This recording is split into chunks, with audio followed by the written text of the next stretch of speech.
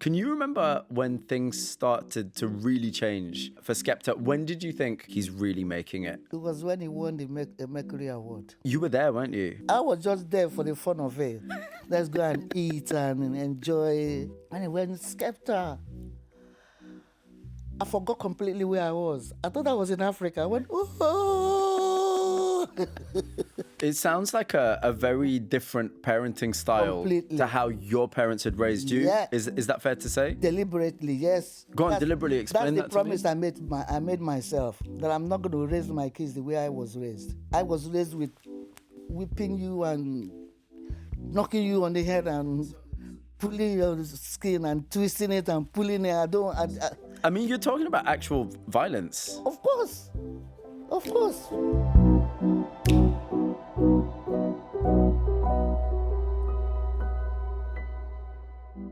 Hello and welcome to Life's Less Ordinary on the BBC World Service YouTube channel with me, Mubin Azar. Today, Ife Adenuga. She was a child during the Biafran War in Nigeria. Her family had to flee. They faced persecution and hunger. And later, she established a new life in London. It was a life that would fuel the success of her children, including the award-winning artist and GQ Man of the Year, Skepta. Ife, welcome. You were a young girl during the Biafran War. Tell me about experiencing something like war from a child's perspective. It's something I struggle with every day because we didn't know such thing as war. Age 10. I just know my parents were whispering within themselves, and on my street there about half of the street are Igbos. They were concerned about getting out of Lagos before the war became unbearable. They just jacked all of us into the vehicle. I know that there was this mass exodus from Lagos. We're talking about thousands and thousands of people. Where did you go? Eastern Nigeria. The 4 families were all heading to Imo State. It was an eye-opener, going into the village with no lights, no nothing. It's like, why are we leaving our comfort, where I can watch telly, where I can play with my friends and go to school? You're no longer in Lagos. Absolutely. It was then it dawned on me that this is it.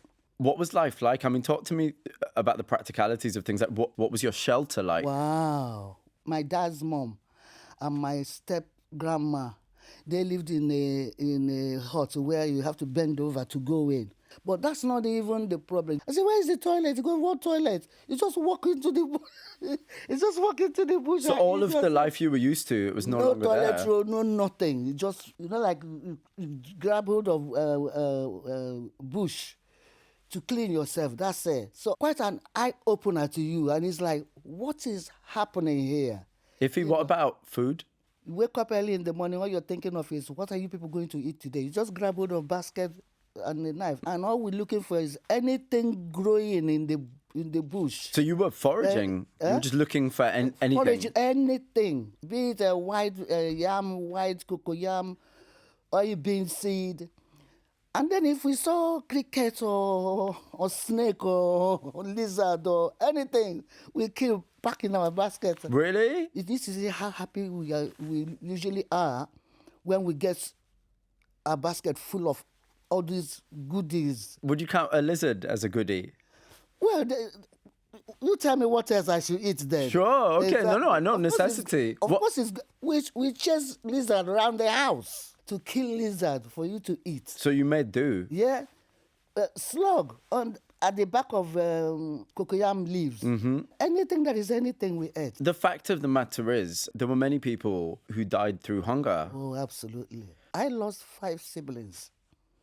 In fact, my youngest sister, I was feeding her at what we call sick bay. I had her in between my leg and I'm feeding her yam. You have your mats on the floor. So the woman across my position said, stop feeding her, put her down, stretch her. The woman just got up and came and grabbed hold of my sister and started stretching her legs and go and get your mom, go and get your mom.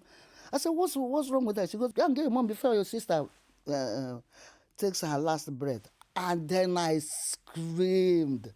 Because it's like, for the first time in my life, somebody close to me is going to pass. It must have been absolutely awful. Did you witness a lot of death around you as a child? Of course.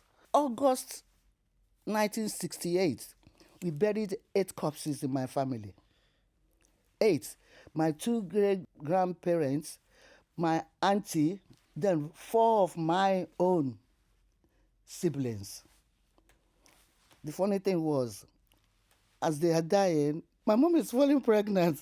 And I'm cursing her to myself, because I can't say it to my mom. I said, when are you going to understand that you're not doing yourself a favor having children? Having more children. Because if you're having them and they're dying, what's the point? If you just said you couldn't have that conversation with your Never. mother, what was your relationship with your parents like, and how were they taking care of you? It's either they're instructing you or telling you off or giving you, command. Those are the only things you...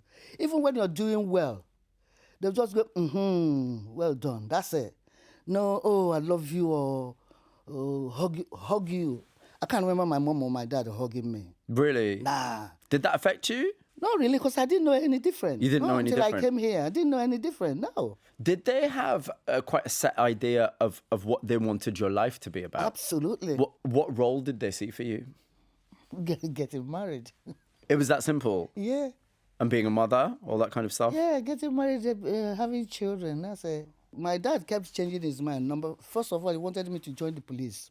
When I finished the secondary school, I went to the police recruitment, and they said I'm too short, 5'3", that I should go and eat more beans. Whatever that meant, my dad said, okay, you're going to go nursing this time around. And me, I can't stand the sight of blood. I started planning to leave the country because I knew my dad was going to put me one place or the other. So your parents plan your life for you. But you came out with a kind of escape plan. Oh, it sounds yes. like. Oh, yes. Well, I was lucky because I was working with the Nigerian Airways. Mm-hmm. So I was lucky to have staff ticket. Okay. And the staff ticket allowed me to come away from the country. And go to London. And come to London. This was going to be your new life. Tell me about arriving in London. What was your first impression? Everywhere was like quiet. And I'm going, what's going on here? But there are people everywhere. All you could hear is the footsteps. Everybody walking. And I'm thinking, don't they say hello to people around here? Did you find it to be kind of unfriendly? It was very, as far as I was concerned then, it was unfriendly. I was like searching into people's faces to see whether I can make eye contact with anybody to say hello or something like that. And everybody just busy going, bum, bum, bum. And I'm going, what's going on here? What kind of a country is this? Did you find it difficult to adapt, or did you enjoy that? No, I was just open to learning. Okay. I was just open to what next. The next thing is the cold, isn't it? The snow. And running in the snow is like, in my head, if I run, I quickly come out of the snow. Not knowing that the snow is actually grabbing hold of me. I took off my shoe to run to my house. And my leg was like wet fish on the floor. Boom, boom. Not such a great idea. No, it wasn't a good idea at all. I got to him and I started crying. I said, I don't know what I'm doing in this country. I want to go home. Did you regret the move initially? Yeah, initially. You really I did? regret, especially where back home you have so many people looking after you, innit?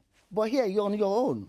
Even though I have 2 uncles, but they've got their family, innit? Yes. So when I moved into my own one room in Camberwell, it's like I felt so lonely, and I haven't got enough I'm not making enough money to be calling home to speak to my family members. So you're isolated. And I'm thinking, I need to go back. This is not it. You didn't go back, and I didn't go back. You met someone called Joe. Yes, I Joe did. became the love of your life. Tell me Yes, about meeting Joe, and in particular, he had a different background, didn't Yes, he? he's from the Yoruba, and I'm Igbo. Was that a problem? Massive. They're like oil and water. They don't mix. I remember the first time he started coming after me, and I'm going, how on earth am I going to say to my dad, oh, I met a person, a man that I want to marry. Where is he from? He's Yoruba. That is, I can't get my head around it. But the more I thought about it, the more I fell in love. Eventually, when him and his people came to my uncle's house, my uncle said, well, I can't say anything. If you write to your dad, if he says it's okay with him, it's okay with him. Was it okay with him? Yeah, my dad lived in Lagos, innit? So he just said, go for it. Yeah, because I was born and raised in Lagos. I spoke Yoruba before my language because I learned my language during the war. So my dad said, if that's who she wants to marry, let her marry. And the rest is history. The rest is history. You were married. So you were putting all the pieces together of this new life, Yes. a new country, a new home, new husband, new love of your life. What was it like? Then we moved into the estate in White Hart Lane. White Hart Lane. Yes. So what was that like? It was a brand new property when they moved us in there. And gradually, people were coming in to settle, Somalian, Kosovans. So I began to represent people in my estate, as in people who can speak English. You know, Okay. like if they needed anything with the council, I would write on their behalf, or I would make phone calls on their behalf. I was doing that out of my own back. I didn't even know what voluntary work was. I was just doing it. I was enjoying it. It sounds like your home, and you in particular, you became a kind of magnet, and people were coming to see you and asking for your help. Is that fair to say? Yes. Did you like being the center of a community? I remember all the children in our estate, my junior, they would play their dad's sound system, and they gather all their friends into the house. And if we are at work and we walk in, we just leave them in the sitting room. We go upstairs and they're all there playing music and chatting, and we don't. So they felt comfortable with us.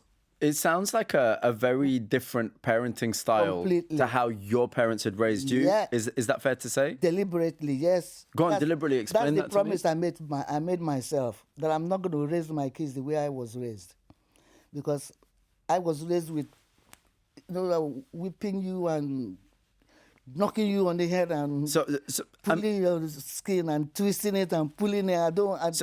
I mean, you're talking about actual violence. Of course. Our parents beat us. There's nothing, you can't escape it. You can't escape it at all. My mom would use broom, broomstick, whack it. As soon as she whacks it, the whole thing will go fly on your body, and as it hurts, I'll go, stupid fool. Then I'll go, God forgive me for cursing my mom. You talk about this stuff with a smile on your face, but it sounds horrible. It was. Joe had the same experience as me. Him too. He was beaten black and blue. So the first promise we made ourselves was, you're not going to touch my kids. I was just going to tell you, you're not touching any of my kids. That's how we came up with the idea that we're not going to hit them or just talk to them, ask questions. I remember Junior and Jamie once asking us for go-karts. And their dad said, listen, I haven't got money for any go-karts. Leave me alone. My children went to the commercial road and picked up all kinds of bric-a-bracs and came into the house, picked up their dad's toolbox. They were outside for good 4 or 5 hours. You need to see the speed coming into the house to come and call us to come and see what they've done. I like that expression in them, that they believe that they can do things themselves. And from there, I think that's where the idea, even the idea of music as well, they came downstairs, Daddy and I were downstairs. They go, Dad, can you come and fix, because Daddy used to do computer repair. Come and fix whatever for them in the computer that is upstairs. Joe went and did it, came downstairs, we were relaxing, watching telly, and all we can hear is boom, boom, boom, boom, boom, boom. And I'm going, what's that? And that's how the idea of music as well started in the house. It's kind of quite entrepreneurial, Yes, isn't it? for us Africans and black people generally. Majority, we decorate the sitting room where children don't stop over in the sitting room. They come into the sitting room, say hello and all that, they disappear into their room. I think that's often like an immigrant thing. My parents do the same thing. Yes. Yeah. There's We didn't have that. We didn't have that culture. The sitting room is their playground. They can do anything they like in the sitting room as long as they tidy up. It's very healthy. So it gave them that space to come up with ideas of whatever it is they want to do. Yeah. The world knows your son Joseph Jr. They know him by Skepta. Yeah. When you saw him developing his creativity, what were the early signs that he had something special here? We didn't like the idea of him You didn't? finishing secondary school and saying to us he's not going to university, the first child. Why? I want to do music. music. How can you? Music is not work. Is that what you said? Yeah, why aren't you going to school? Because I was really worried that Dad will smash his head on the wall or something. You thought he might Because be really angry? Yeah, he really angry. This was 1996 when Tupac died. My son was wearing bandana non-stop in the estate, and I'm thinking, what is this? Until Jamie, the brother, came up with Serious, and I learned the lyrics. And I went, just because we come from the gutter, we know about scraping the bottom of the butter. And I'm thinking, these children are making sense. You know? You like what they were saying? Yeah. I was driving them to rundown area. I'll drop them and I'll sit in the car and I'll wait for good 1.5 hours while they're doing that. When they finish, they text me they are finished. And they all come out and file into the car, and we go, when we get home, we go in through the back door so that Daddy doesn't see. So did you have to persuade Joseph Sr., their father, that this was a path worth pursuing? No. So how did it work out? The fact that they were enjoying what they were doing, that is, they were doing it and doing it well. They're enjoying it, all enjoying what it is they were all doing. We felt relaxed. Can you remember when things started to really change for Joseph Jr., for Skepta? When did you think, okay, this has now gone into a different league? He's really making it. It was when he won the Mercury Award. The Mercury Music Prize. Yes. And that year he was up against David Bowie, was in the same Yes, category. Yes. And your son won. Won it, yeah. You were there, weren't you? I was just there for the fun of it. Let's go and eat and enjoy. And when Skepta, I forgot completely where I was. I thought I was in Africa. I went, oh! It's a real moment because a lot of people have seen it. They've seen that. I screamed. I yelled.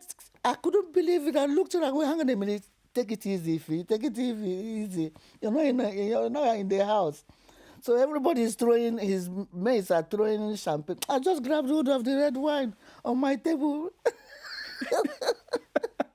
So all of us got up to go to the stage. Oh, it was wow. It was wow. It's such a particular moment. Your son has been ridiculously successful. Since And then, yes. yeah, and he's worked with huge international names. Yes. So when he plays you a song and A$AP Rocky's on there or Playboy Carti's on there, do you understand what a big deal it is?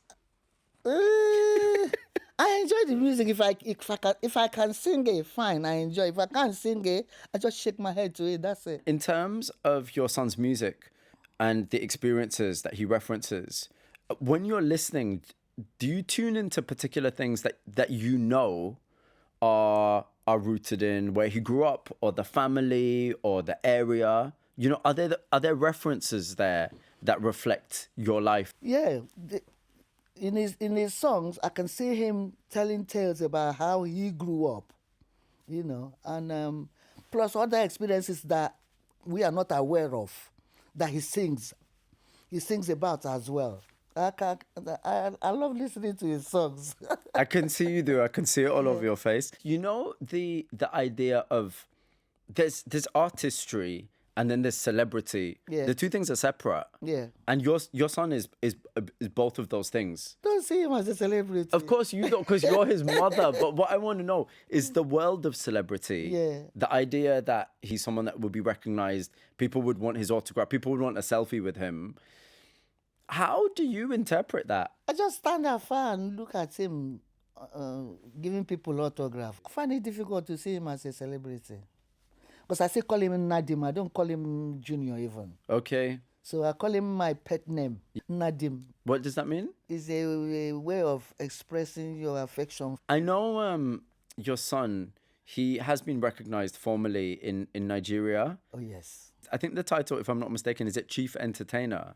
Yeah, that's if you translate it in English. Then it loses its meaning. Junior is recognized as the Chief Amuludu of Odoaje. Odoaje is the name of the community. Mm-hmm. Amuludu, that is the person that makes the community happy. Okay. That helps the community to enjoy. And that's because he's done so many charity things. Mm-hmm. He set up a football club for the people in the community. built a community center with bathroom and toilets that they all now use instead of going into the bush. It's a great title. It's a really great title. You must be so proud of your children, all of them. I am proud. My proudness is the fact that they're not falling back on me, because I know majority parents out there with young kids who are still giving their children money to go to job center. I am lucky I'm not doing that. So even when I go, I'm of the opinion that they'll look after each other. And it works. I'm so grateful for this Thank you. conversation, and thank you for being so open. I really, really appreciate it. Thank you. You've been watching Lives Less Ordinary on the BBC World Service YouTube channel with me, Mubin Azar. Please do like and subscribe so you never miss an episode. Till next time, take care.